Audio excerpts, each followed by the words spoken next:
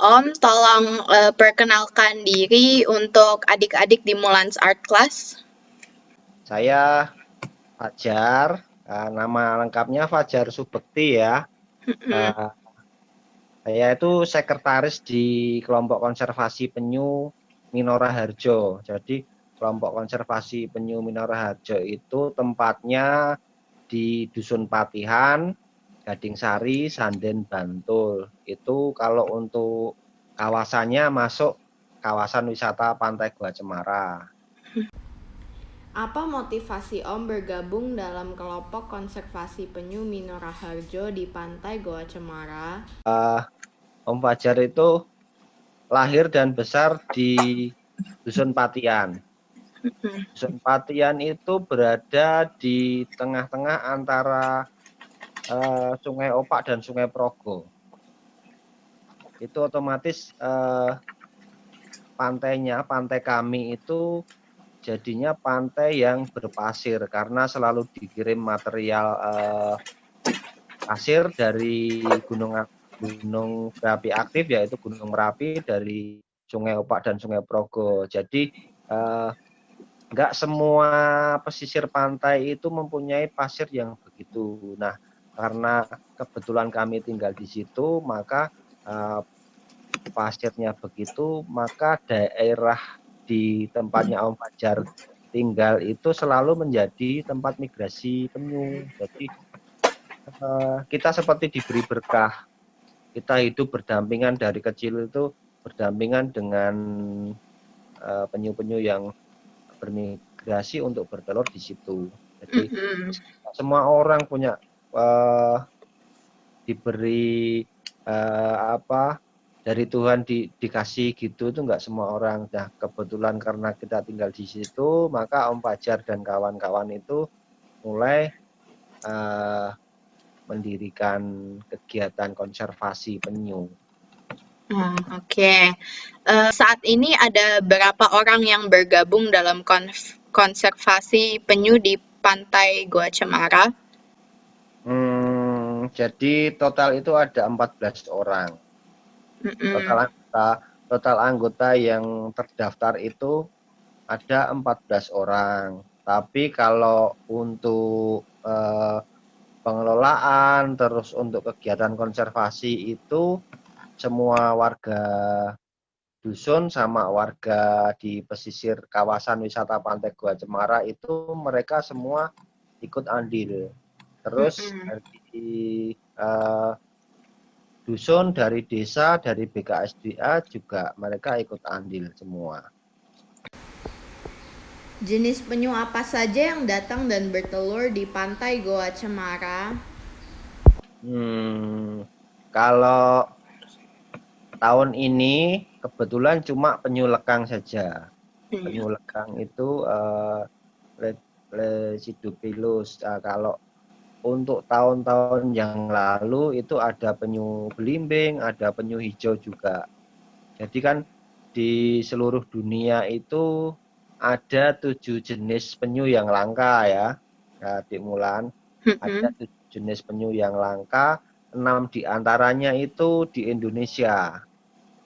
Nah, kebetulan yang antara penyu hijau, penyu belimbing, penyu pipih, dan penyu lekang itu mereka pernah bermigrasi atau bertelur di pesisir Pantai Gua Cemara. Namun untuk tahun ini hanya penyu lekang saja yang bermigrasi dan bertelur di Pantai Gua Cemara. Untuk penyu lainnya belum ada. Oke. Apa peranan kelompok konservasi penyu di Pantai Goa Cemara dalam membantu pelestarian penyu? Pertama itu kalau dari kegiatan langsungnya adalah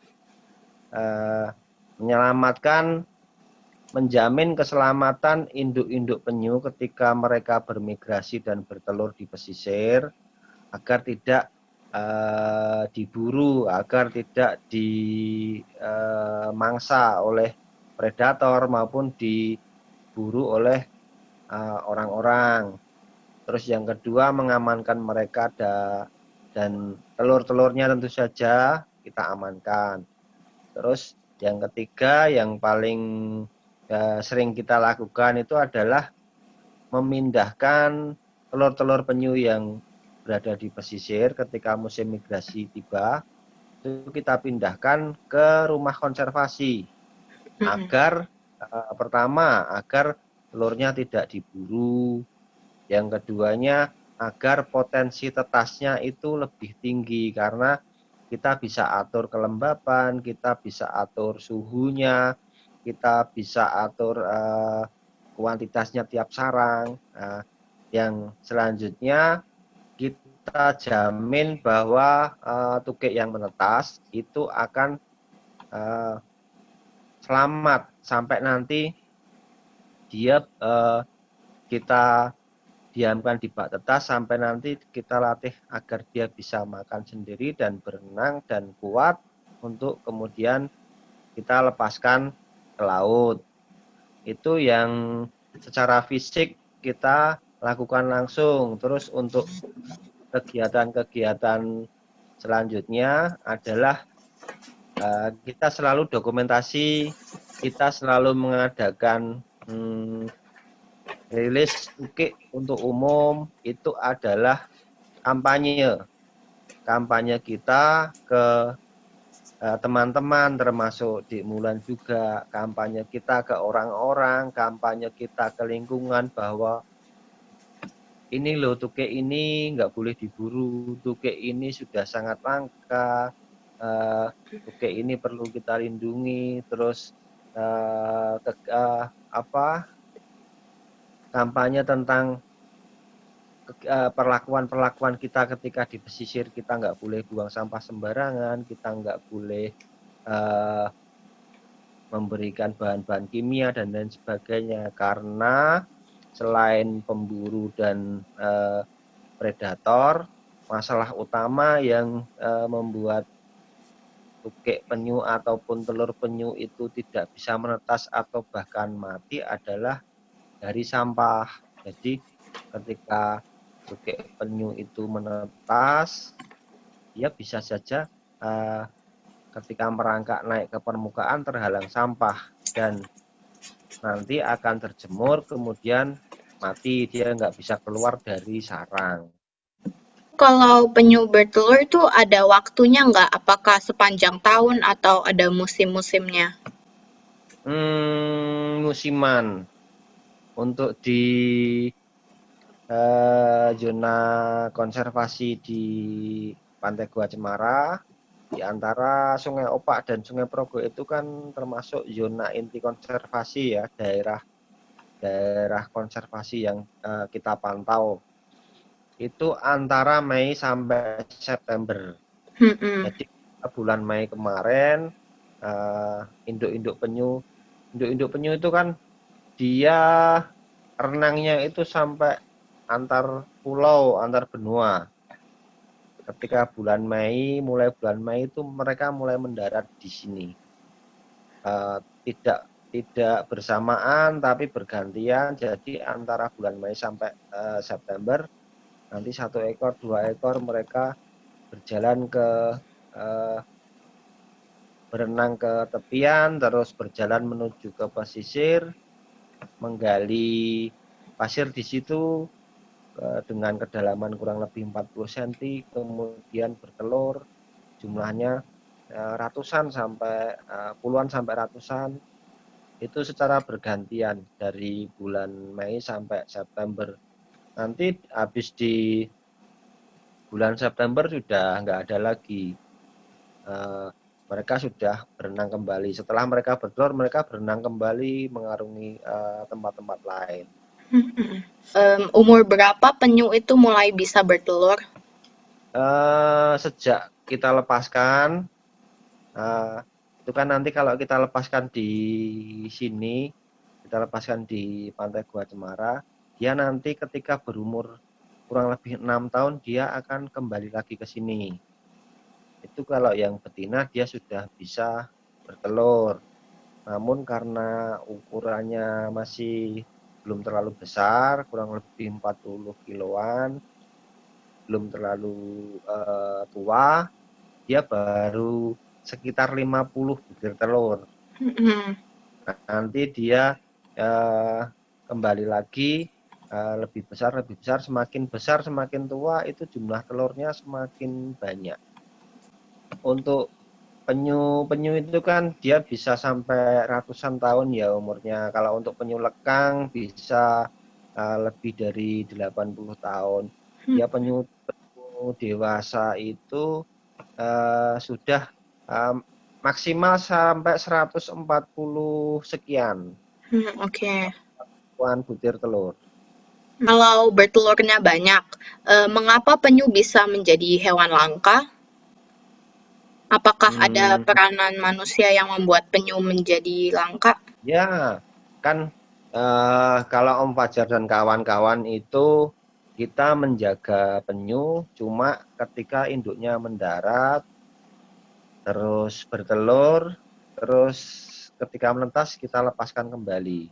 Nah, eh, meskipun Om Fajar dan kawan-kawan di sini itu sudah berusaha membuat potensi tetasnya semakin tinggi, kita jamin kehidupan induknya kalau mendarat itu dia akan kembali lagi ke laut dengan selamat. Tapi setelah tukik-tukik yang jumlahnya ratusan bahkan kalau total di kelompok konservasi kemarin itu kan kita lebih dari 4.500 ekor. Setelah kita lepaskan itu kan tukik dia masih harus berjuang dengan predator-predator, masih berjuang dengan alam. Predator kan banyak sekali ya, ikan-ikan yang lebih gede, ikan-ikan yang memangsa, terus dia juga berjuang melawan ganasnya arus laut, bisa terhempas, bisa kena karang, bisa dia bisa kena terutama lagi-lagi sampah. Banyak sekali Om Fajar dan kawan-kawan itu beberapa kali menemukan penyu itu terjerat mati kemudian terhempas ke tepi, dia terjerat tali. Tali. Kalau nggak tali terjerat plastik pabrikan. Jadi ketika dia menjerat leher atau menjerat tubuhnya, penyu itu nggak bisa leluasa berenang, akhirnya dia nggak bisa leluasa mencari makan dan akhirnya mati. Yang namanya pernah juga Om Fajar itu nemu penyu yang mati itu kemudian kita bedah di dalamnya itu banyak sekali sampah. Jadi kan penyu itu nggak bisa bedain mana ubur-ubur yang sebagai makanan penyu sama sampah plastik kan nggak bisa bedain. Terus plastik-plastik berukuran kecil itu juga dikira makanan. Terus keracunan juga, keracunan bahan-bahan kimia yang kalau orang buang sampah nih, buang sampah botol kecil itu kadang di dalamnya kan masih ada sisa-sisa obat atau sisa-sisa racun atau botol parfum, botol sampo, botol apalah yang di dalamnya masih ada zat kimia itu. Nah itu juga. Terus pernah juga Om Fajar tuh nemuin yang punggung sama kepalanya itu luka karena kemungkinan besar tertabrak oleh kapal. Oke. Selain juga mereka yang langsung memburu ya langsung memburu dengan senjata di laut. Jadi memang peranan manusia itu memang sangat sangat banyak terhadap kelangsungan hidup penyu. Kita sebagai anak-anak, bagaimana kita bisa membantu pelestarian penyu?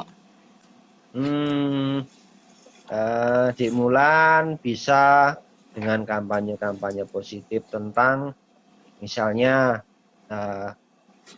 tentang hukum-hukum konservasi penyu, bahwa penyu itu perlu diselamatkan, bahwa penyu itu jumlahnya semakin langka, bahwa penyu itu menjadi pokok ketika nanti nggak ada penyu, otomatis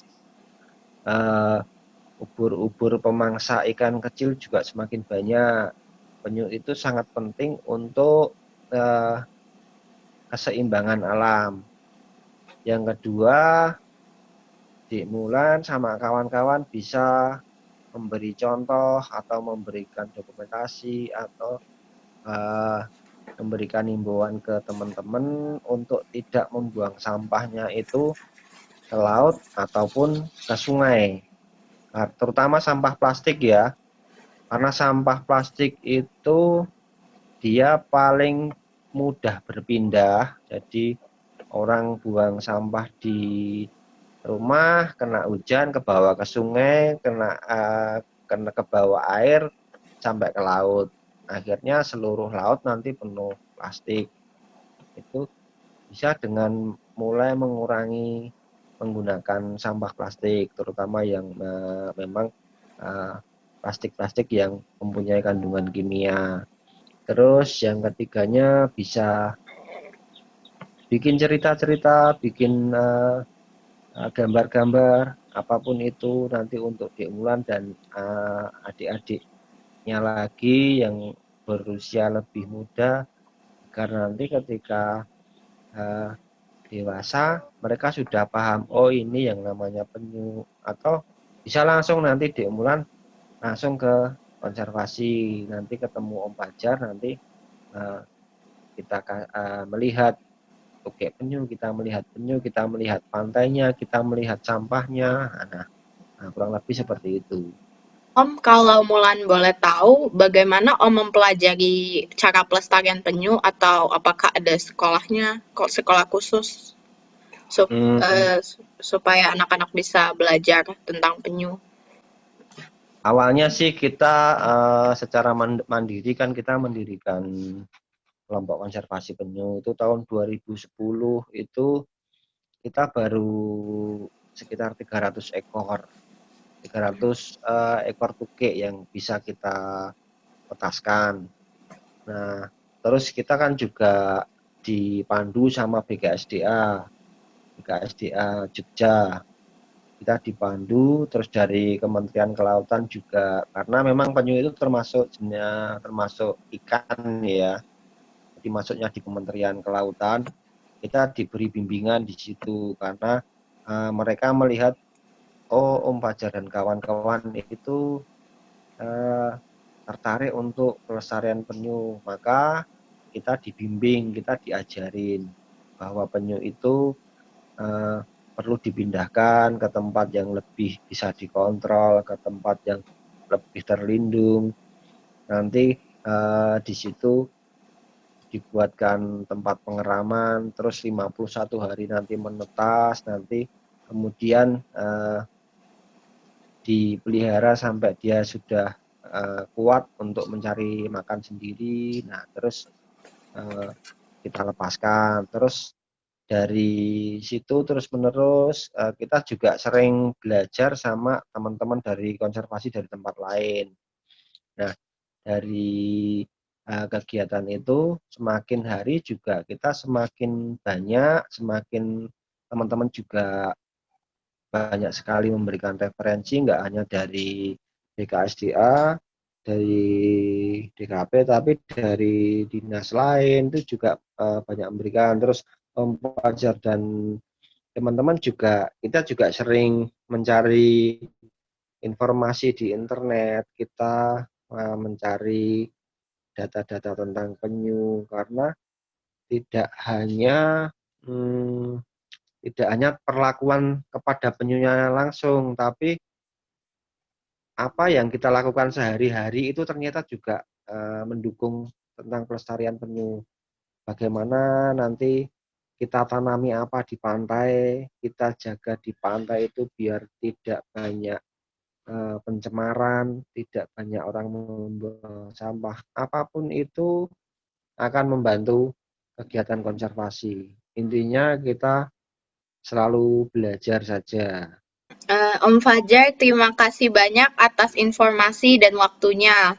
Semoga konservasi penyu di Pantai Goa Cemara semakin sukses. Salam sehat dan senang ya Om. Ya, sama-sama. Nanti kalau ada waktu main ke Pantai Goa Cemara, Dik Mulan dan kawan-kawan. Yang Mulan di Jogja. Oh iya. Iya. Terima kasih ya, Om. Terima kasih, Om. Ya, Bye-bye. sama-sama. Dah. Dadah. Terima kasih.